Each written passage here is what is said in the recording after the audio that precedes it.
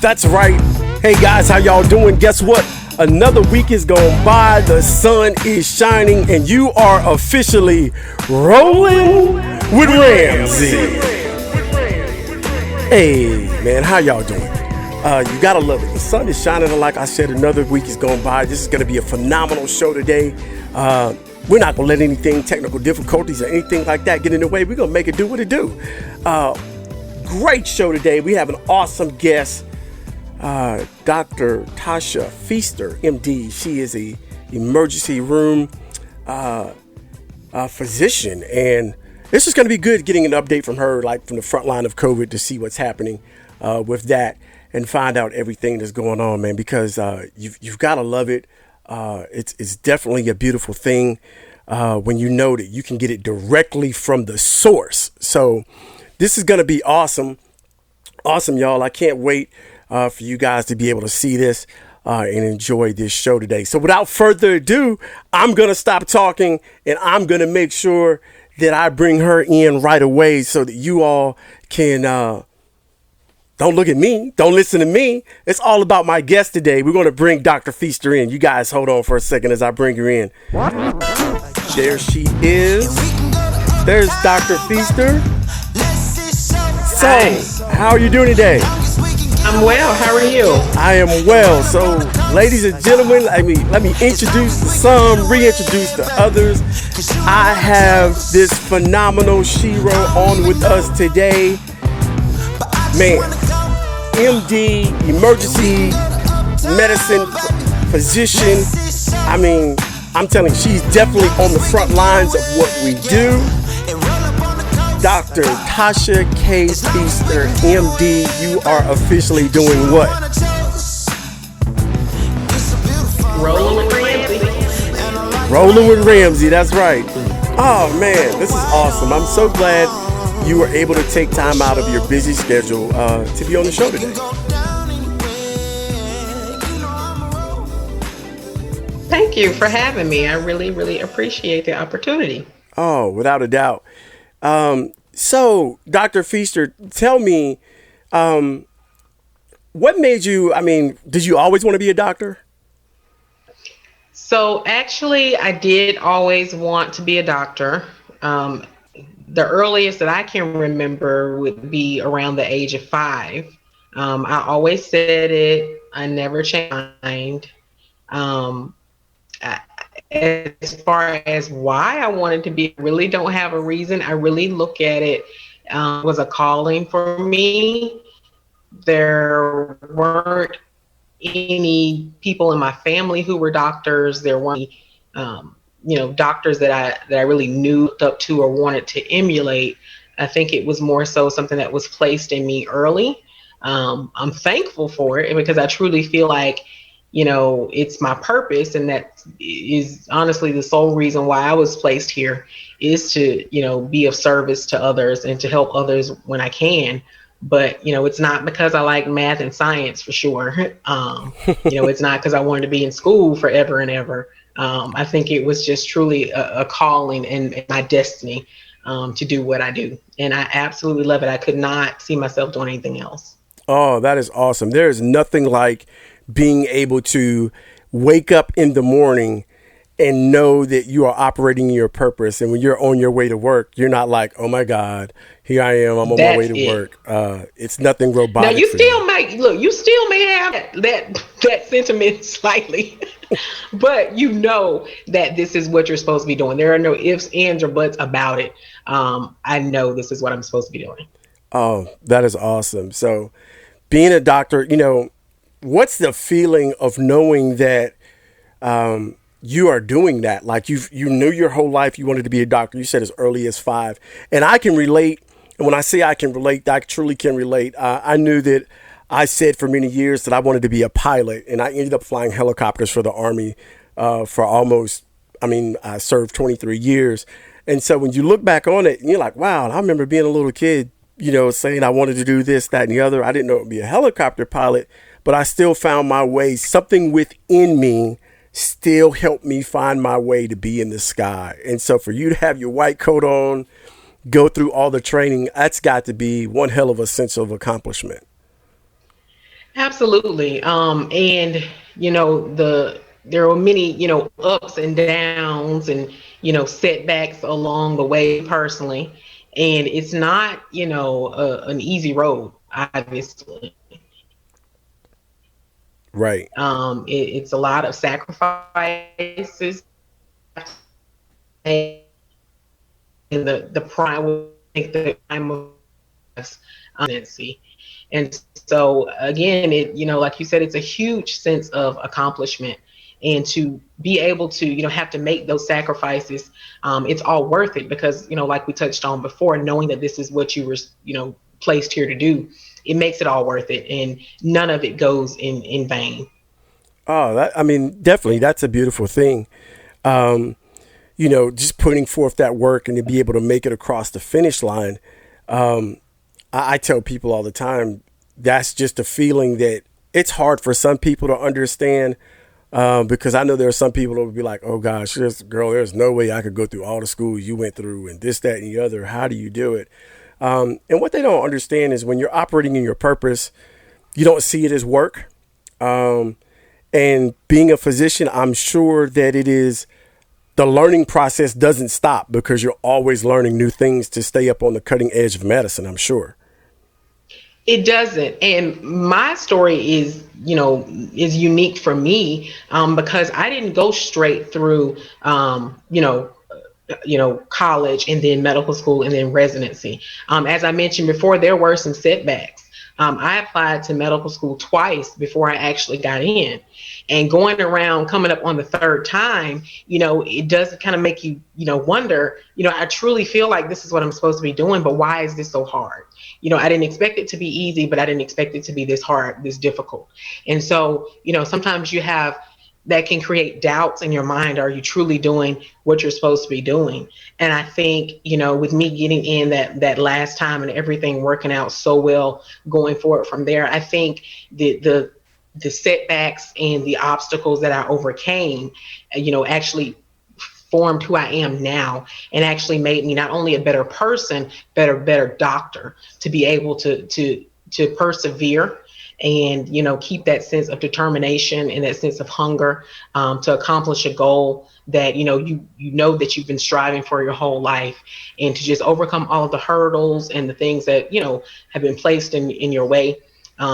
Whether that be racism, whether that be sexism, whether that be, a number of different obstacles, to be able to overcome that and ultimately succeed, is just, you couldn't be more proud.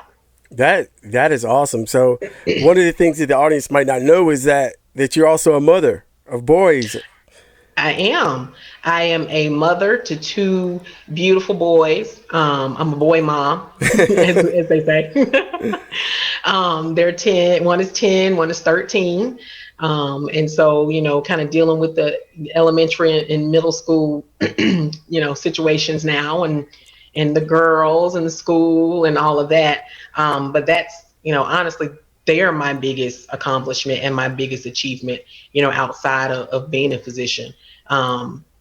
They're what I'm most proud of having, given to this world. That's awesome. So let's get into it. Let's get into it from a health and wellness perspective. We know that there's a lot going on in the world today with COVID-19 and so forth. A lot of people are home.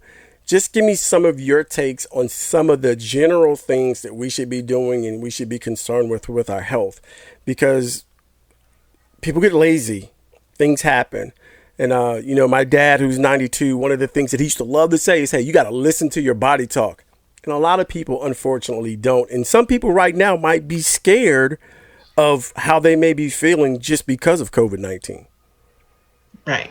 Right. And like you said, I think, quarantine has taken a just mental and likely physical toll on all of us.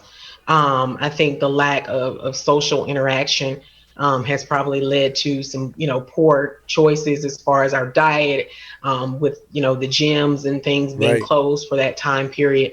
I'm sure there, was a decrease in, the exercise and those kinds of things. And so right now, as we're slowly coming out of it, and some places are, obviously opening up and things are expanding, we need to just be very cognizant of our overall general health, and not only physical but mental as well. We need to pay attention to the things that we're eating. We need to watch our sodium. We need to watch our cholesterol. If you don't take multivitamins, I highly recommend taking a multivitamin. We do not get all of the vitamins and the minerals and things that we need and that our body needs just from our food alone. So I think that's also something to do. And then exercise obviously is a big component. Even with some of the limitations that some of the gym and athletic facilities still have in place, nothing like for outside fresh air.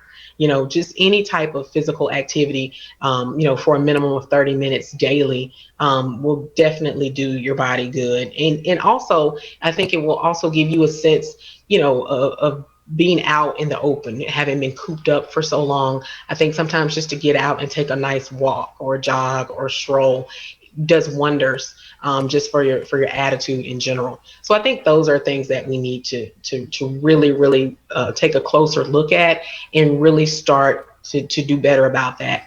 The issue is with COVID, being so prevalent in our community, obviously we don't want to get it, but when you get it, you want to give yourself and your body the best opportunity to be able to fight it. And so Mm. having that diet in check and having that exercise and everything in place that increases, your strength, your lung capacity, those kinds of things. So those are all things that we really want to be aware of, going forward. Wow, that's some great information right there, Doc. Because I know a lot of people. Some people are even scared. We're getting ready to go into flu season. All this talk about vaccines and this, that, and the other. I've been telling people, hey, you need to make sure you get your flu shot so that you're protected because things might run together. But some people are just even scared to go to the hospital unless it becomes dire straits. And I've been telling my friends that, hey, you don't want to wait. If something feels bad, don't be afraid to go. Put your mask on, use the proper precautions, but go. Don't ignore something that may be going on with your body because you're afraid of COVID. Because, there's a group of people out there that always say, well, I'm afraid to go to the hospital because I'll get sicker once I get there, or I might catch it once I get there. And I keep saying, come on. So you mean to tell me you're just going to ignore something that's going on because of that? What they also need to realize is we've been dealing with COVID at our hospital since, end of February, early March. And so we've gone through a number, of protocols in place to honestly keep, patients who we even suspect may have COVID from those patients who are there for other reasons. So at pretty much, I'm sure every hospital across the country, there is a screening protocol once you show up at the emergency department that asks you questions regarding whether you may potentially have COVID symptoms.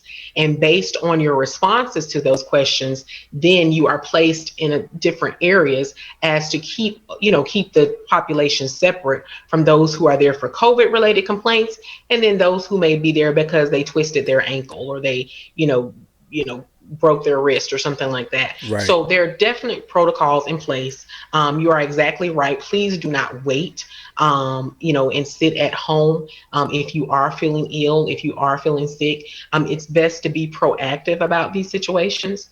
Like I said, the same mask mandates and screening protocols are in place at the hospital, and we do an excellent job of keeping those patients separate from each other. So that's one thing I don't want people to worry about.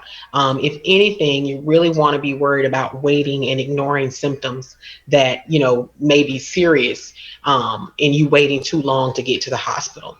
We were seeing a lot of patients come in who were sicker than what we were used to seeing for that very reason, because they didn't want to come or they were afraid of coming. And so I always say, just be proactive about your health. There are protocols set in place.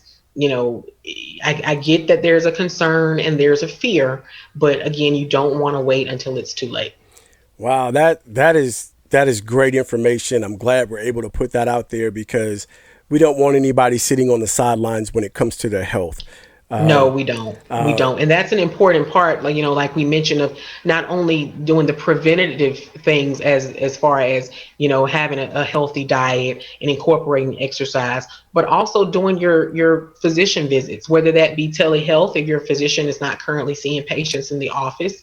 You can do telehealth visits online, similar to what we're doing here. But you want to maintain whatever schedule that you were on. So if you're due for your mammogram, you want to set that up. If you're due for your colonoscopy, you want to set that up. You don't want to push these procedures off much longer than we've obviously already had to, secondary to the pandemic.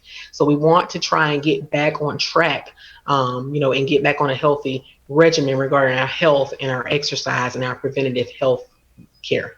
Right, right, right.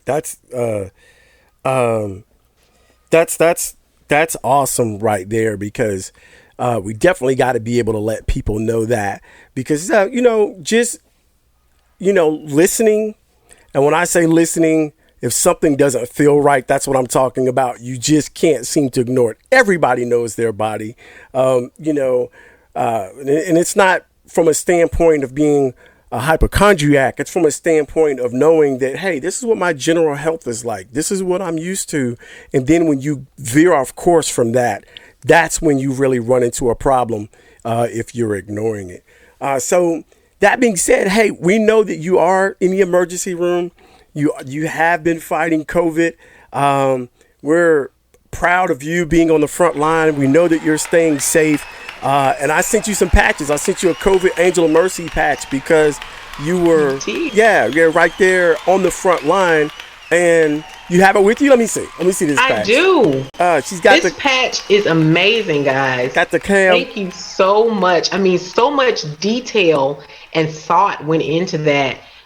It was incredible. My staff enjoyed receiving it. I think they were so proud and thankful for the recognition. So we truly, truly appreciate that. Oh, so well, guess what? This is awesome. So I got a surprise for you. The creator of the patch, Jacob Neal.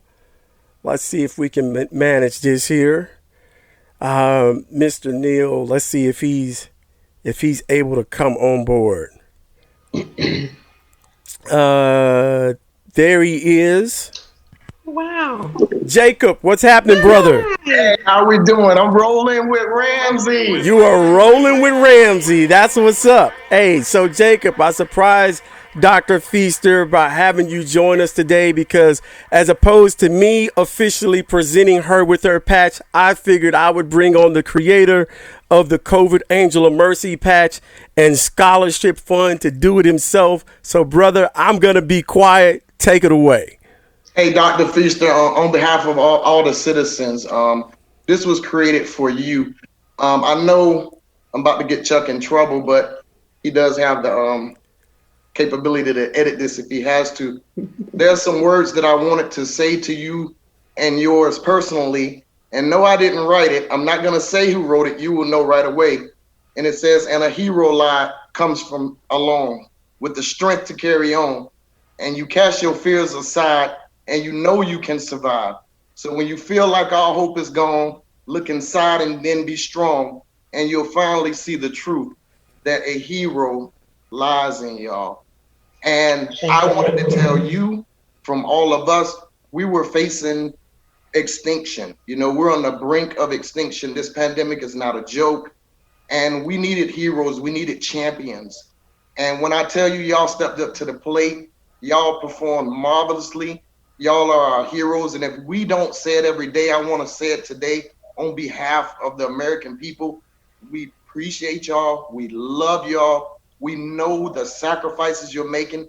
This cam is just a small token of my appreciation. And in Latin, it says, ego arum ibi. It means I was there. When we needed champions, when we needed war fighters, because that's what y'all are doing. Y'all are fighting an invisible war. And I was a warfighter for 21 years. I knew who the enemy was. And to imagine you having to fight an invisible war is unthinkable. And that's why I felt like I had to create the COVID Angel of Mercy patch. I felt like y'all deserved your very own badge of courage, your very own combat patch.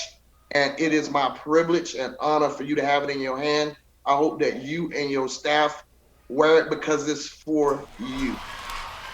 Thank you so much. When it first started, I remember when COVID first started, and everyone would ask me, are you scared? Are you afraid? What did you get it? That kind of thing. And the one thing that I would tell them is that, firefighters, it's their job to run into burning buildings. As an emergency department, COVID, that's my burning building. And so I'm not scared. I'm not afraid. This is what I was trained to do. This is what I'm here to do. And this is the sacrifice and the purpose that I was here, to lead my life. So just being recognized and appreciated is humbling. And I thank you so much for it. My staff thanks you so much for it.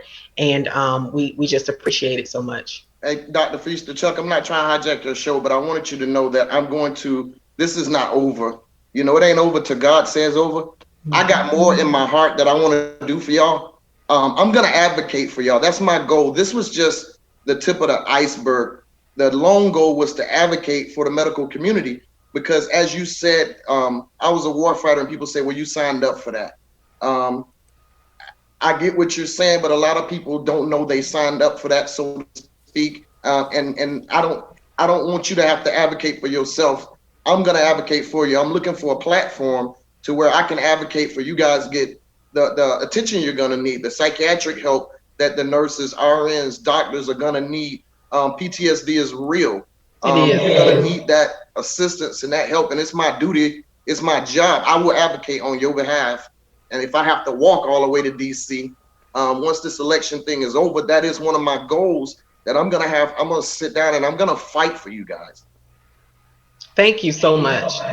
You're right. I mean, in fighting the pandemic, sometimes our voices do get lost just because we're being pulled in so many different directions. And right now, all of the help and everything is needed towards the pandemic. But you're absolutely right. There are going to be long lasting effects from this pandemic that we have yet to see. I always say, as an ER physician, based off the things that I see, I have, some PTSD, and we joke about that, but that's a serious thing. And I mean it when I say that. There are things that we see and things that we have to process that will remain with us forever. And the pandemic has only made those things, more noticeable. So I thank you again. Like I said, I just can't really thank you enough. Thank you for even thinking about that. A lot of people don't think about that aspect of it. They see, kind of what we're doing on the front lines, but they don't think about the long lasting effects and the other detrimental things that have come out of this pandemic. So just for you to be thinking about that in regards to us is just incredible.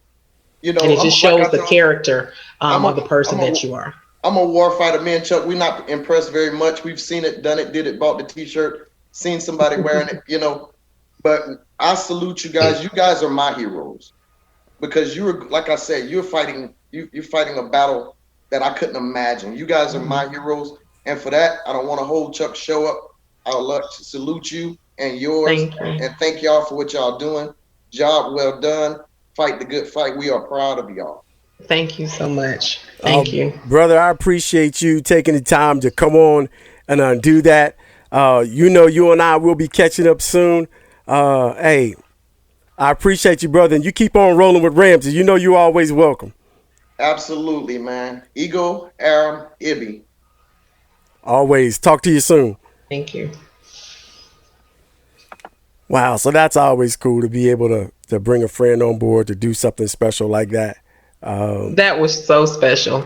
Thank you so much. Oh, you're welcome. And so to be able to have him come on is just awesome. And so we'll continue to talk. We'll talk in this format. So, we're talking about you being on the front lines, talking about you being in the emergency room. So tell me tell me something. I know you got some crazy stories. I know you got a good one. So give me a good emergency room story, because I know you keep some in your hip pockets like, I cannot believe what just happened. I mean, some of the best stories in the emergency room are, kind of revolve around foreign bodies, I would say. People are very curious, and there are a lot of things that end up in places that you wouldn't necessarily think that they should be. That's interesting. And so, I mean, things from, cucumbers and fruit and, I mean, all types of things and experiments gone wrong. So those are usually pretty interesting. The other thing that is interesting is I feel like we need to know more about our bodies, because people will come in, and I had someone who came in because they felt a knot, under their arm. And so I'm thinking, okay, this is going to be, some type of abscess or infection or something. And it was a lymph node. It was normal.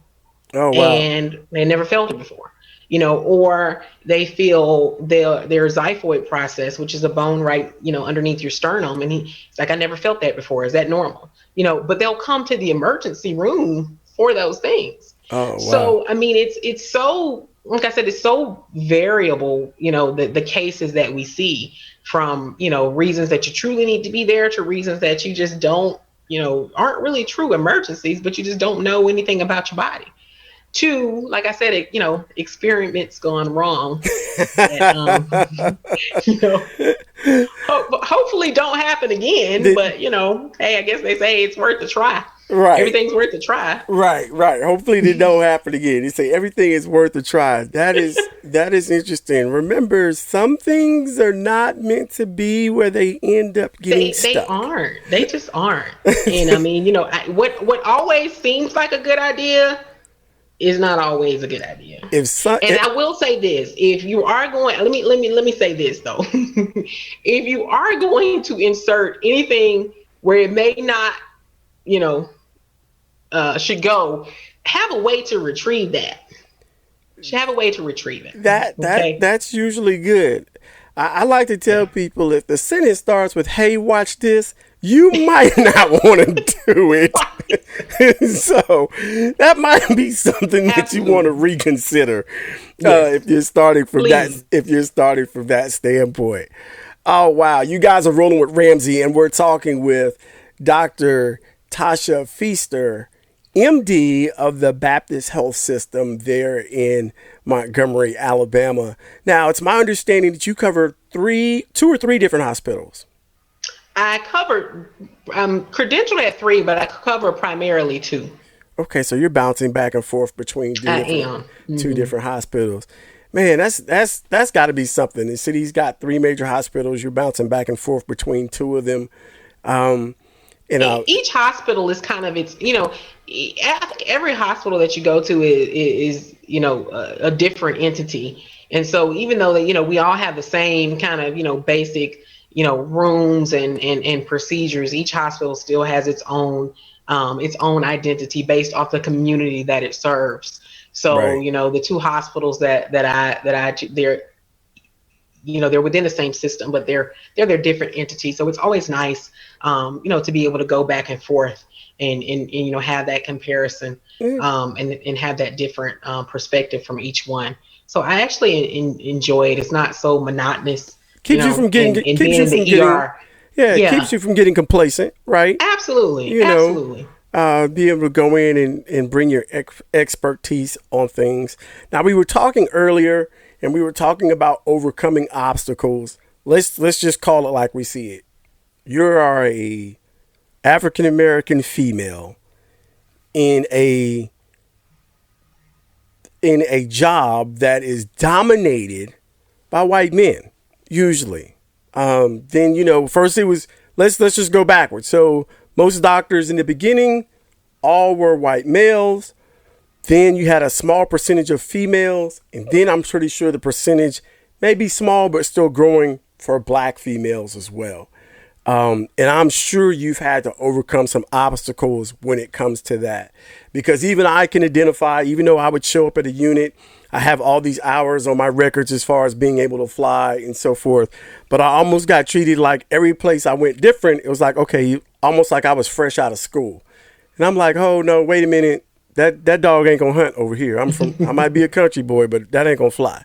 And so I would have to almost fight my way through things all over again before they became comfortable with me. When it should have been, you should say, oh, he's credentialed on this, and this. He's got so many hours. Let's welcome him into the fold.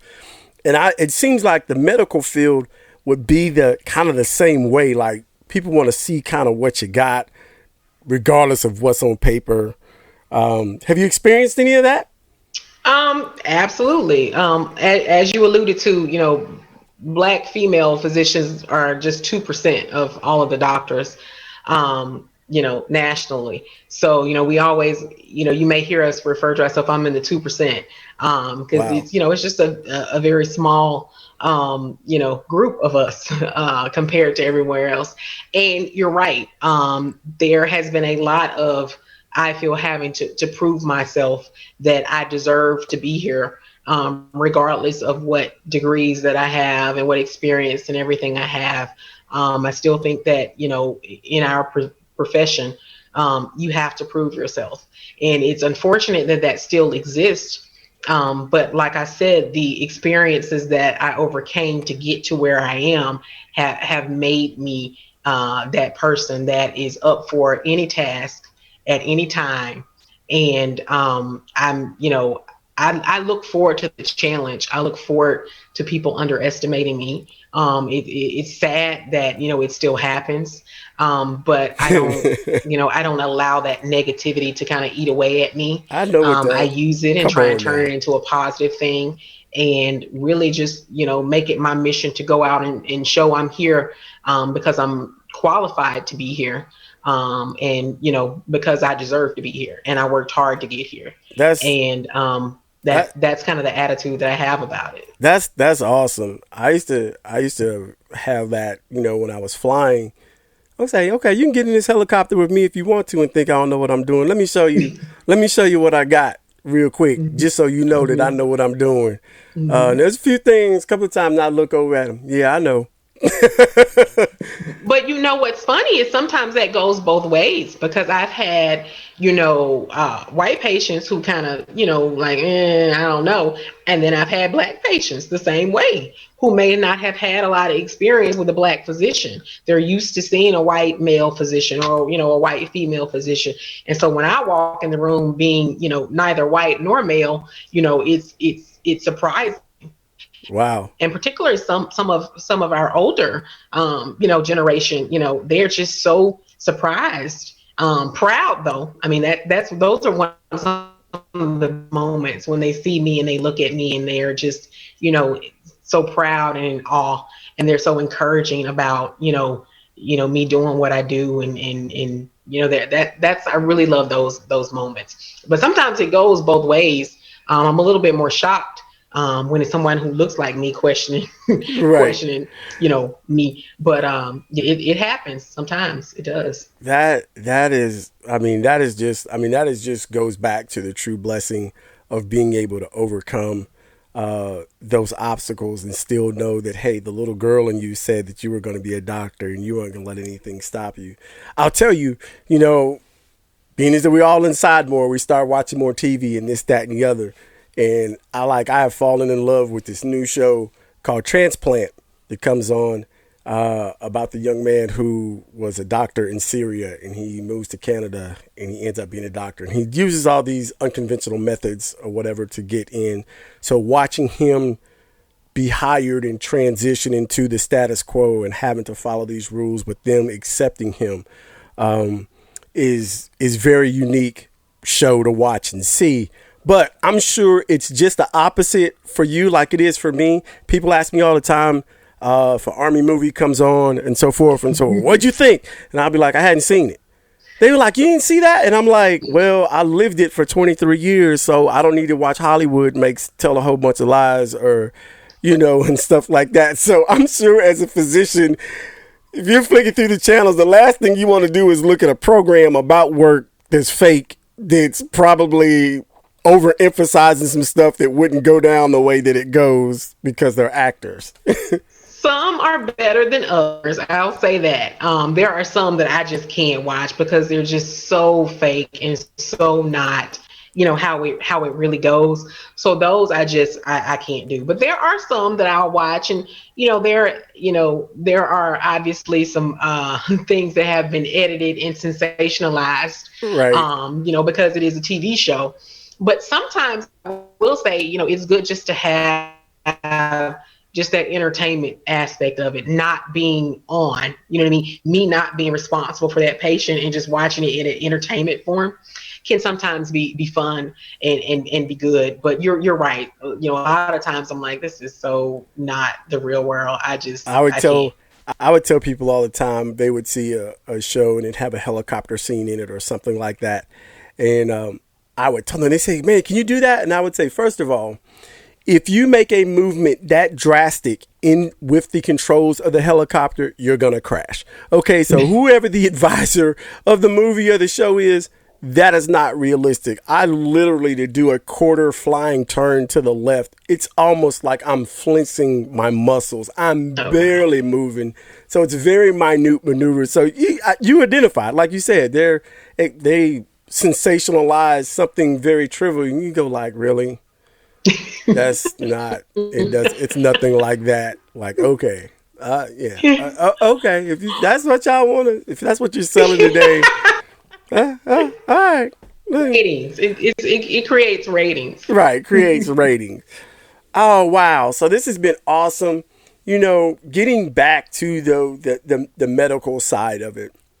You were saying earlier, you were talking about us being able to, some of the good things that we're talking about. Hey, keeping a healthy diet, trying to exercise some. I want to hit on the exercise part because there are a lot of people who hopefully are getting out more.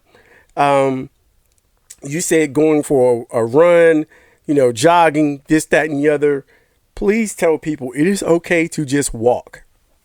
Absolutely. Pick up just a nice pace. You don't have to kill yourself. It's about the distance and being able to say, okay, we're going to walk a mile or come back, or walk the trail and come back. If you're just walking, correct?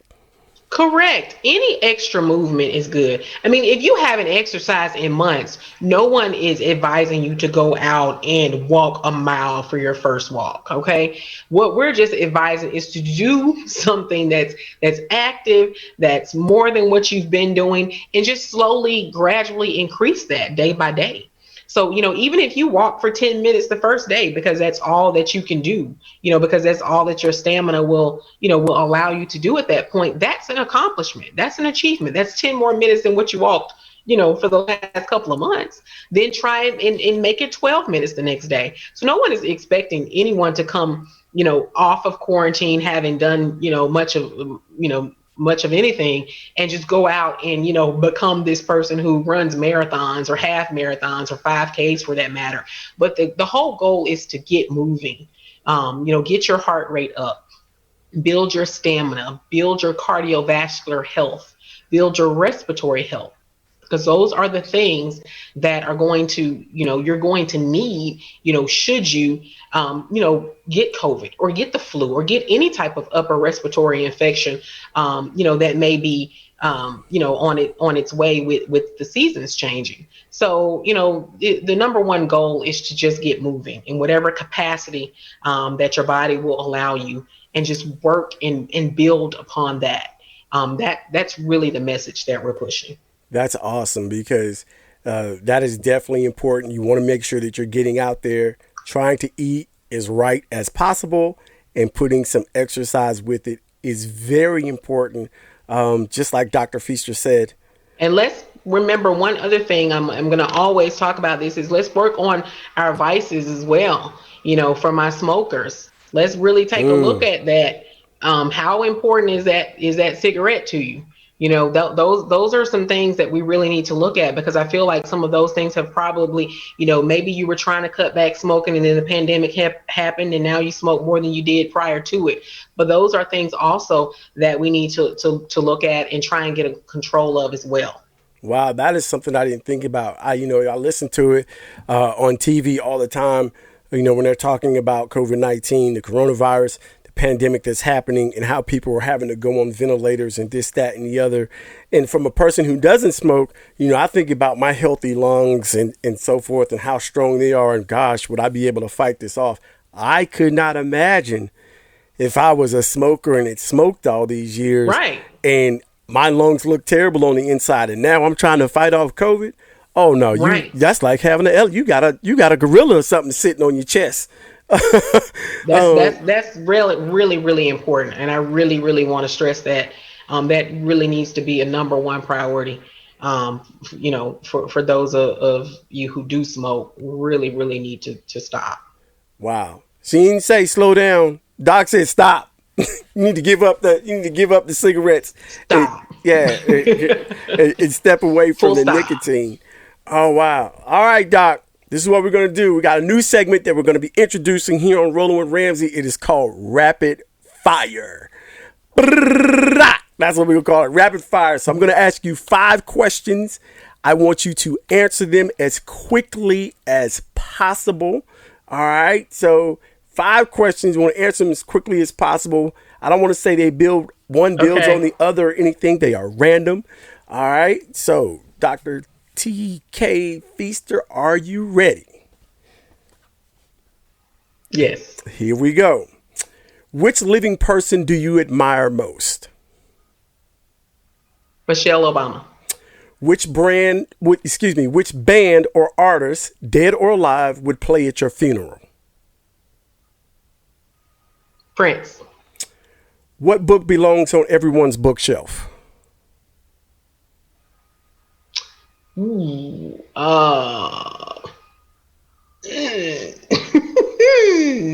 was a good one. Can I pass? Oh, wow. Okay, we're going to let you pass. If you had to delete all but 3 apps out of your smartphone, which ones would you keep? Which ones would I keep? Yep. You only get to keep 3. I would keep, Amazon. Okay. Instagram. Okay. And WebMD. And WebMD. Okay. All right. If you could send a message to the entire world, what would you say in 30 seconds? Let's love each other without regard for our race, our sex, our ethnicity, our nationality, any of that. Let's love each other as God loves us. And please, please, please, please, please vote. Awesome. Wait a minute, though. Going back. Which book belongs on everyone's bookshelf? Oh, gosh. I read so many medical books. I'm trying to think about something that really would be good to pertain to everyone. Oh my gosh, I'm just drawing such a blank on this one. We'll give you a pass. It's okay. We'll give you a pass. Even I'm so going blank on, I'm trying to think of, it's been such a while. It's okay. We'll give you a pass. We'll give you a pass. We'll say The Audacity of Hope. We'll say that. The Audacity of Hope. All right. All right. Well, thank you for playing Rapid Fire. Thank you for being on Rolling with Ramsey today. We really appreciate all the information you've passed along to us. We want everyone to be able to stay healthy because that is important. And we just want people to live. Dr. Feaster, I really appreciate you coming on board. Any last parting words? Just thank you so much for having me. The surprise with Jacob was incredible, and I just truly thank you for that. This has been awesome. Just keep doing what you're doing, enlightening us every week on different wide variety of topics. This is such an excellent show, and I just hope that your followers and viewers and everything just increase and you just prosper and keep doing what you're doing. Thank you. You're appreciated. Thank you so much. I really appreciate that. You've been the second part of our healthcare series. Next week, we're going to have Dr. LaTanya Bowman on, who is a chiropractor. So this is a 4-part series. So we've talked about teeth, we've talked about health, and next we're going to go to some holistic chiropractic care. We want to talk about that next week and get some info on that, and then close out the series with mental health. But thanks a lot, Doc. I really appreciate it. And I will talk to you soon. All right. Thank you. You're welcome. All right, guys. Wow. It's wonderful to be able to have the show that we got people on board today to be able to give us some great information. It's awesome having Dr. Feaster on. Just like I said, next week we're going to have on Dr. LaTanya Bowman. She is a chiropractor. Awesome today. Today's featured song by the artist QB Smith was Money Chica off his album Hymns. Always want to give a mad shout out to him, as well as to my friend out there in the Philippines, my boy Joel of Edit Your Videos Now. He does a fantastic job. Joel, I really appreciate you. Go Lakers, right, Joel? They're playing tonight, and that is phenomenal. We're hoping that they pull off a win in Game 1. You guys, this has been awesome. Another week has gone by. It has definitely been awesome. I will see you all next Wednesday, and thank you for what? Rolling with Ramsey. Peace. I'll see you guys next week.